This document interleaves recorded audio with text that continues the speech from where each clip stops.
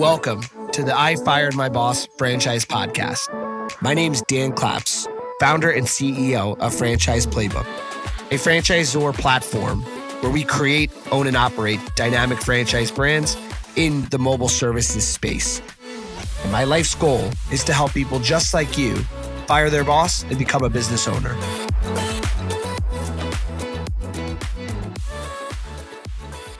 Welcome to another episode of the I Fired My Boss podcast. Exciting news. Today is the first time that we're launching the new and improved I Fired My Boss podcast. Well, not the first time. This is podcast 3.0. Doing this podcast for many years. We're up to like 160 something episodes. I don't even know anymore. But we decided that it's time to change it up. And I'm tired of talking on Zoom and, not having authentic, real, genuine conversations. So from here on out, we're doing a lot more episodes in person. Today, I've got a friend of mine, Teddy Argimakis. Can't ever say his last name. He's the man behind the camera. And we're going to get into some exciting conversations. Teddy. Yeah. Ask me a question. How's it been, personally for you the last 3 to 6 months? Yeah, the past 3-6 months, been a whirlwind. Company's growing, life is growing.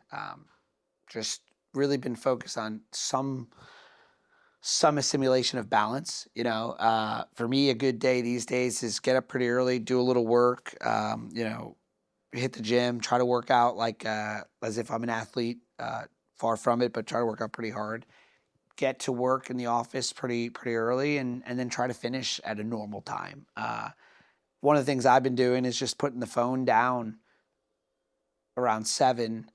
I'll usually end up checking it again, but I've really found last night, man, I went to dinner. Antonia went on a date at 7:30, and I gave her my phone as we were on the way, and I didn't have it until we got home. About an hour after getting home. So maybe I call 3 hours without it. And I technically could have just checked email and everything in the morning, but a little bit of me wanted to see what was going on. But what I thought was interesting is those 3 hours was a complete refresh and I felt so much more energy. And so sometimes I've been really trying to not look at the phone at all that night and then wait until the morning. And I think at the end of the day, yes, there's work that has to get done. Yes, there's emergencies, but I would say something I've been working on for a while now, but more than ever the past 3-6 months is finding ways to only receive dopamine in a real way. Trying to have less artificial dopamine, which is emails and text and Instagram and all these things are basically fake dopamine. Right. Yeah, it's crazy, man. There's so much connectivity, almost too much, with the phones. And it's I'm talking I grew up in the 80s without it. It's kind of all we know. But really, when we were, in middle school, there was flip phones. We grew up riding bikes, playing outside. Yeah. Not being able to talk to your friend unless you called them on the landline. I missed it. I do admit, there's something of, I missed that. Well, the good news, I think this is the biggest thing that I'm realizing. You say you miss it, there's no reason that you can't have it. It's a decision we're all making. And obviously you can't, end up having a flip phone, at least if you have, some level of a career. And, that's probably hard. But I would tell you my dream is to not need a phone really too much and not really be on the computer as much, be more present. I think the epidemic in life is dopamine. We're all addicted to dopamine. Look at people in the 50s. They were happy just think about this. In the 50s, they just listened to a radio. Right. Hey, you want to listen to the game tonight? That was how they enjoyed sports. And obviously it's great that we have all this technology, but go back thousands of years ago there was a time where I was in Italy and we were on a tour, and they were showing that there was this beautiful painting, very complex, and people would go to the theater, which was going in a room like this, painting on the wall, a bunch of people gathered around, and someone would tell a story, and all they would be doing is looking at the picture while they told the story. Right. And like, think about it, they were probably so happy. And we've just found all these ways to create artificial dopamine, and I just don't think it's how I want to, live my life. What if it was a like you said, you could have gotten home and just looked at your computer. What if it was like your work is mainly done? And I thought about this too. It's tough when you're like managing social media and you don't have your computer. It's easy to do on the phone, but it would be beautiful almost to like be like, okay, from 9 to 2, I'm in at the house on the computer, scheduling at the posts, answering the emails, and then when I'm out, like the only apps or whatever that Yeah. I have is like phone messages for personal Yeah. wise, and if Yeah. somebody needs to reach you, like when I get home, when I get back to the office, Yeah. something like that, I feel could get you back to that uh, almost before smartphone thinking and feeling. That is definitely something I'd like to achieve at some point. But it's like it's tough, man, just to have it there and be able to do. It's also convenient too. If you want to work completely remote and you want to be able to do something or take a call, I think like when you're in uh, like a remote sales situation, that is more of a reality that you got your phone, you got your CRM on your phone. You can be taking calls on the beach for all, as long as you're making your outreaches, Yeah. and uh, that seems like something that I think could, or you could even have a flip phone at that point. Yeah, I don't know. I mean, there's different ways that you can experiment. Now, obviously, someone listening might say, "Well, you don't have kids. You don't know what it's like." I'm not going to speak to what it's like having kids and if there's an emergency. But I'll give you an example. Like while we're talking about this, I was thinking about something I've been doing, and I might do it tonight, which is like what is the religious holiday that some Jewish people practice? Shabbat. So they don't have Yeah, technology from sundown yeah, Friday till sundown Saturday night. And what does it do? It means you can go, pray. You can go be with your family. You can be present. Sounds great.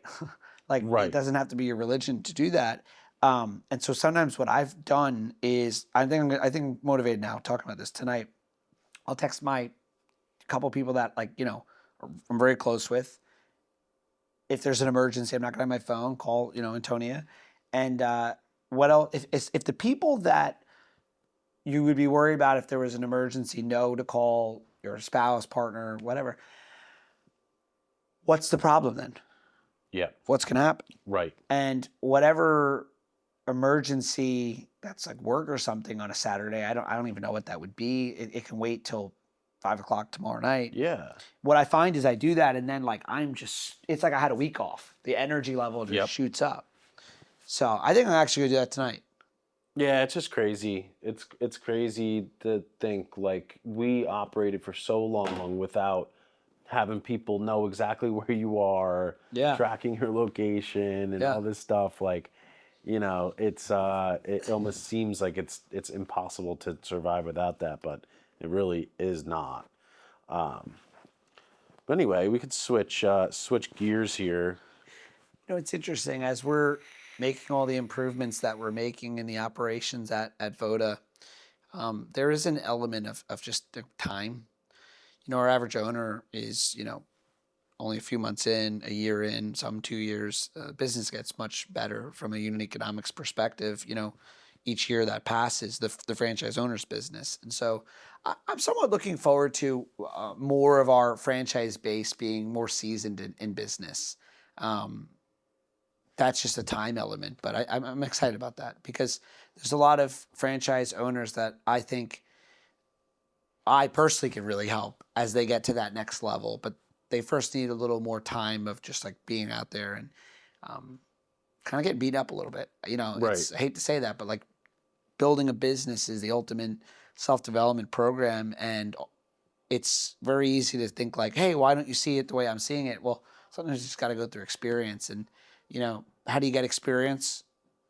Bad decisions, Right. and, you get experience by making bad decisions, and no one ever says I gained experience by making a bunch of great decisions, and so Right. I think I'm excited about our franchise owners continuing to learn and then starting to see kind of what we're saying, because you heard me talk about there's the different phases. There's the we stage, or as a franchise owner, there's the glee stage, all excited, just joined. After that, there's the me stage. It's all me. Voda's not helping. And then a little further along, there's a mindset of, oh, I see now. I see what you guys were saying, why you do it this way. It's a C stage. Right. And then you get a little bit further, there's the free stage, like, I want to do these other things outside of the scope of the business. Let me do that, set me free. And then you hit the we stage, which is, so wait a minute, we are in it together. You do want me to succeed. I do see that the value's there. And, I see it all the time, man. I was just talking to a franchise owner a couple of years in, and I had joked, like, when we signed that franchise agreement, we got married. It's a long-term relationship, and relationships go up and down.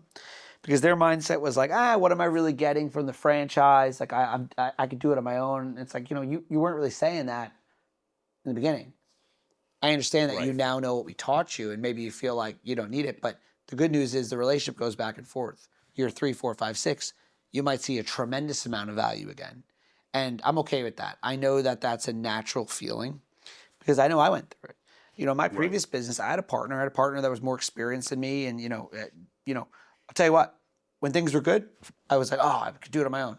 When things were really bad, it played a huge role in getting us out of those situations. And it wasn't, looking back, it's not about time in the business. It's about the value that you provide. And so, what I know is with our franchise owners, if they are in trouble, we have a lot of ways to help them out. We have a lot of support. I know the vast majority of our franchise base knows that we're providing tremendous support, but I'm okay because it's a long relationship if a franchise owner may forget all the things we're doing, because I think they'll come back. Right. I think they'll come back to realizing that with time. And so I think it's just time passing, man. It's not really a question of if, it's a question of when we get to where we want to go. Yeah. I just thought of something.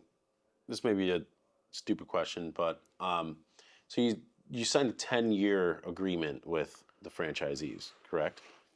What happens after the 10 years? They have the option to renew as long as they're in good standing.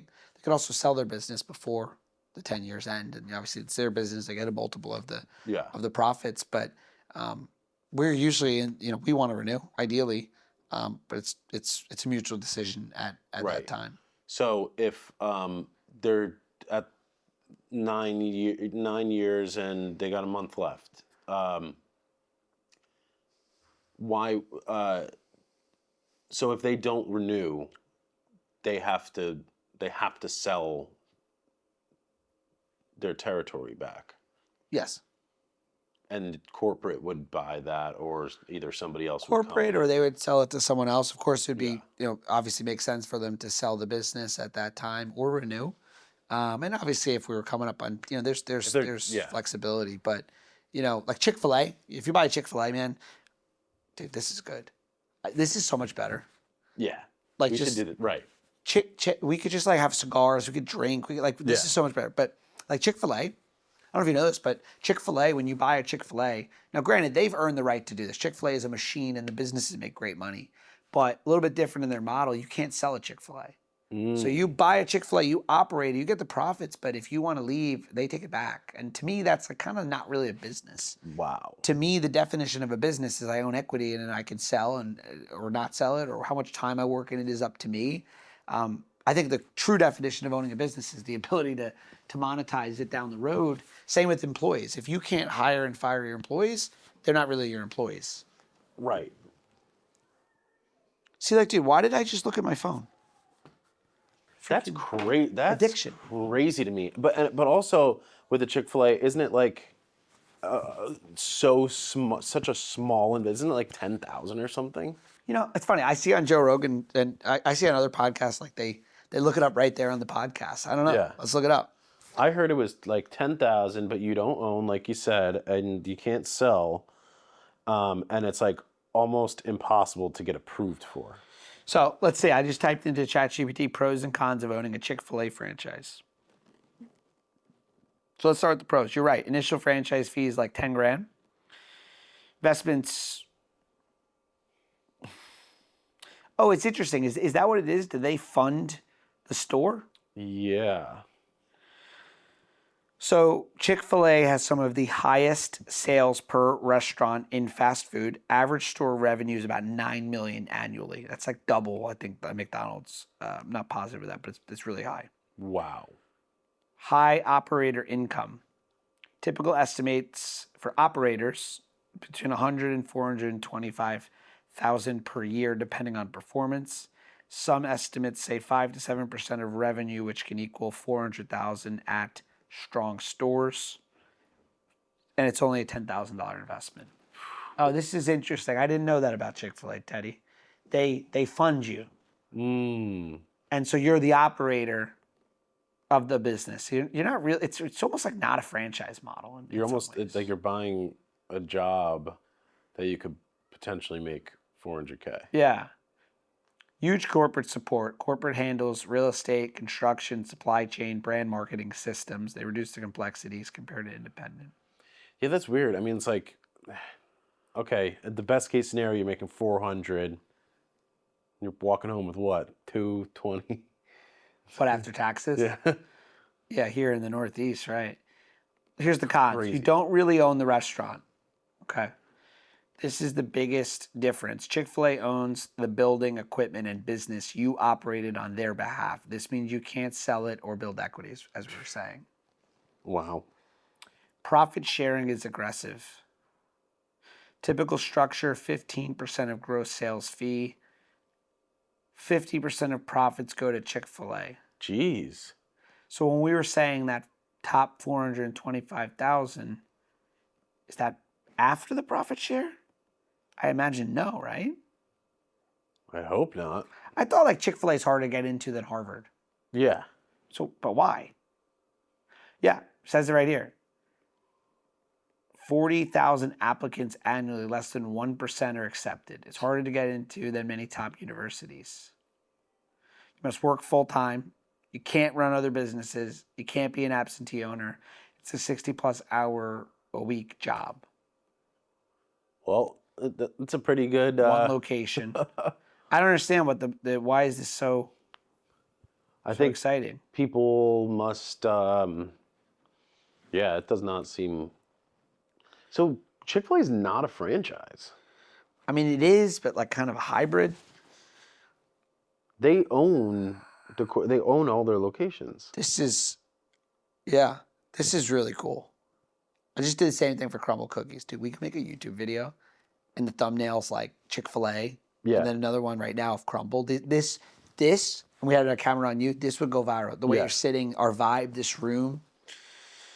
All right, you know Crumbl Cookies. Yeah. I swear to God, we just. This is electric. This is it.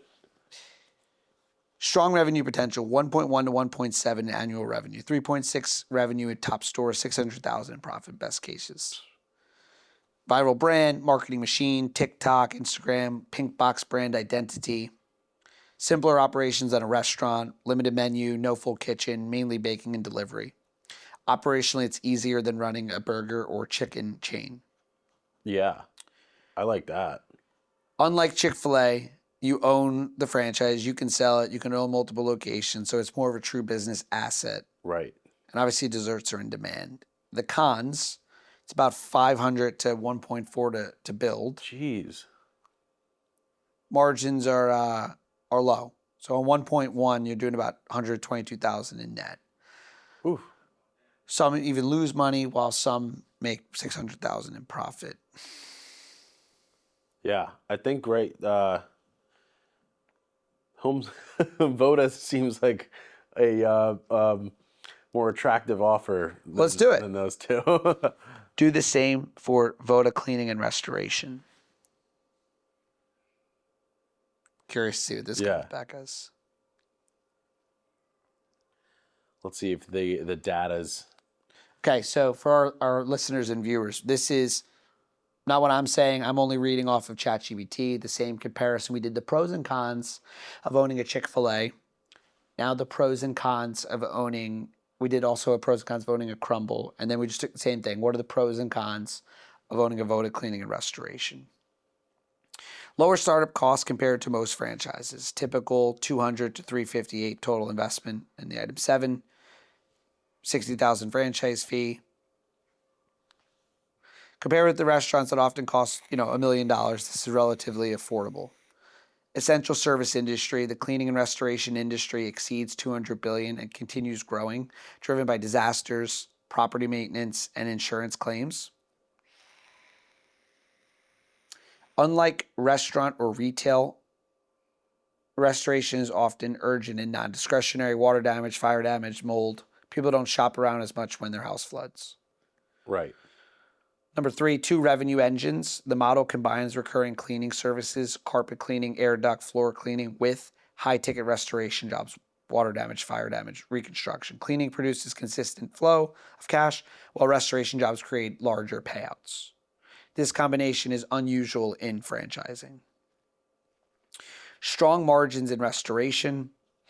Example, corporate top store is 2.7, last year's item 19. The 22% net profit margin for the net. Wow. Insurance paid restoration jobs can generate very high gross margins. Number 5, territory protection, exclusive territories. And it's an asset-light business. Most of the investment is equipment and vehicles, not buildings. Yeah. Cons of Voda. I couldn't agree with this more. So number 1, operational complexity. Yeah. I say it all the time. It's a lot easier to operate a business in the 4 walls of a box Right. than a mobile business. So it is more complex. It's a lot more that rides on you no matter how much there's systems. Restoration work can be demanding, emergency calls at odd hours, managing technicians, equipment logistics, insurance paperwork. It's not a passive business. The industry often requires hands-on leadership and strong operational systems. Yep. I would play devil's advocate. We don't really want anyone like cleaning floors, but forget what I think. Let's go off ChatGPT. Mm-hmm. Revenue ramp takes time. Early months may focus on or cleaning jobs, but before restoration leads Wow, they're develop. spot on. Ice is crazy. Building plumber relationships, insurance adjuster networks, property manager relationships takes time. 3, equipment and labor management. Owners must manage vans, extraction equipment, air movers, technicians. These operational variables can affect margins if not managed carefully. Right. Royalties and marketing fees, 7% royalty. It's standard across the franchising, right? Yeah, but like I said, like most franchises, this reduces net profit. Like obviously, if you start on your own, Yeah. you don't have a royalty. Right. The trade-off. And then number 5, emergency nature restoration. Unlike many businesses, restoration can involve, late night calls, disaster response. Not every owner enjoys this environment. Yeah. Wow, now they compared everything. Ooh. But I feel like comparing a Voda to like a Crumbl doesn't make sense. Yeah, it doesn't. But I think like a candidate that doesn't know, they may very well be. Sure. Yeah. That's what people. If you're looking to own a business, you're Yeah. comparing all the businesses. Right. But let's take it a step further. Like, I almost would say, like, what's the pros and cons of owning a Voda versus like real estate versus some other investment. But Right. I'd love to do this one more. What's another big one, like Jimmy John's? Yeah. Or you want to stay restaurant or another home services or Yeah, sure. But like, what's something everyone knows? how How about about ServPro? surfer? Yeah. Right? I feel Or I like was thinking, most like- people Yeah. know of ServPro. Yeah. Don't you think? How about like a roto rooter? Do a pros and cons comparison of Voda, ServPro, and Roto-Rooter. Well, it's spitting that response. It's funny, like, statistically, a lot of big players. I mean, Dave Ramsey, for example, like he was somebody called in, they wanted to like sell all their stuff and start a restaurant. And he's like, that's the number one way of like guaranteeing to go broke What is is? starting a restaurant. Oh yeah, unless you're like really, But you like know, what's funny about living in New York, New Jersey area is some of the most successful people that I know yeah. have really successful restaurants. And is it the area or is it like those people just know that so well that they can blow everybody else out of the water? I feel like it's like the same answer. Like it depends. Like, did they have restaurant backgrounds? Did they have a certain amount of capital? What was their timeline? Most people are looking at a franchise. Like, if you told someone like, I'm going to start a business, it's going to take 5, 10 years. Some of your friends that own these Right. restaurants, it's 15 years in the making, right? Right. Most people, when they're looking at a franchise, like they're looking to like get a much quicker, ramp. Yeah. Um, And it really does just go to show like, what business,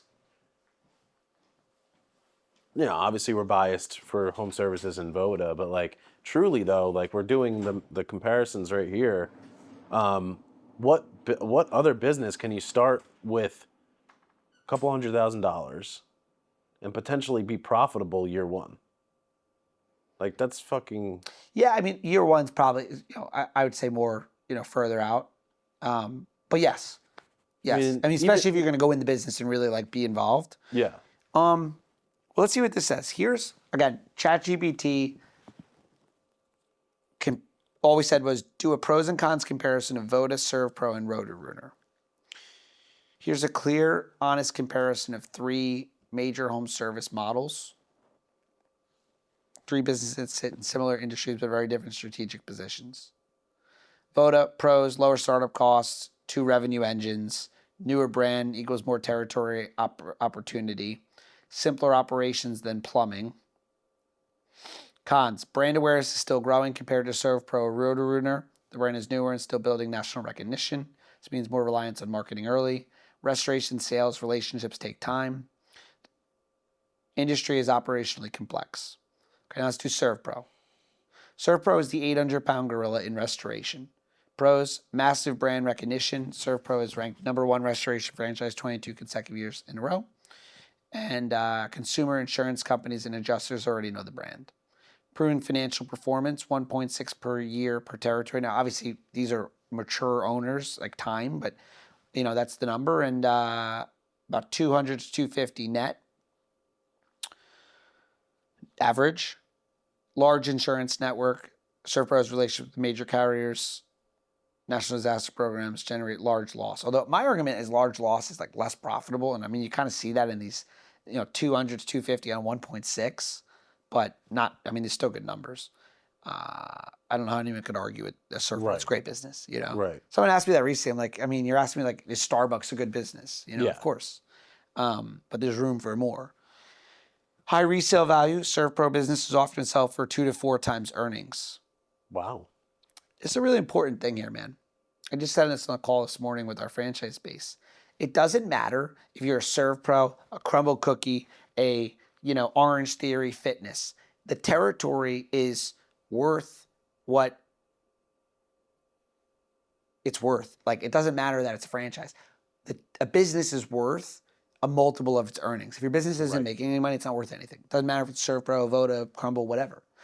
Now, what I will say is if your business is making money, when your business is making money, you sell it at a multiple, 3, 4 times, whatever it is, the benefit is you may be able to get a premium on that, and people will buy it because it's a ServPro or a Voda or a Crumbl. Right. When I started as a business broker, that's what we used to tell owners.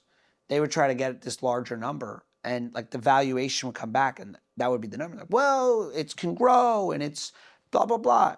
What I used to tell the owner is, Teddy, you build a great business. Your business is absolutely something that can grow. All the things you said make absolute sense. Yep. The buyer is going to buy the business because of all those factors. Right. The price they're going to pay is going to be based on the valuation, Right. based on the numbers. They're going to buy it because of the potential, but they're going to pay the price based on the numbers. Right. And a lot of times people try to say the potential is why someone should pay more. No, the potential is why they're buying it, why they sell faster. Right. Same with real estate.